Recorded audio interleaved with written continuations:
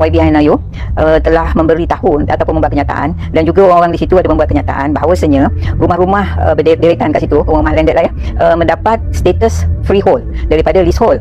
Ya, jadi kita nak tahu sekarang ni, orang-orang rakyat Malaysia nak tahu ya, sebabnya cara mana Hanayo tu dapat menukar daripada leasehold kepada freehold dalam masa yang singkat. Weh, ada yang sampai tuduh Hanayo tukar tanah orang Cina jadi hak milik kekal siap disebut oleh Dr. Soleha. Ini bukan salah faham. Ini cerita rekaan yang memang nak bagi orang marah tanpa fakta. Realitinya Hana bukan tukar status tanah jadi freehold ataupun leasehold pun. Dia cuma wartakan tanah tu supaya kekal sebagai kegunaan awam macam taman permainan, padang dan dewan komuniti. Maksudnya pemaju tak boleh sesuka hati masuk buat projek perumahan atas tanah tu. Dan setakat hari ini dah 543 kawasan hijau dan lapang di Kuala Lumpur berjaya diwartakan, termasuk kawasan di Ceras dan Alam Damai yang memang dah lama digunakan penduduk. Jadi pewartaan ni sebenarnya lindungi hak rakyat, bukan rampas atau bagi keistimewaan pada mana-mana kaum.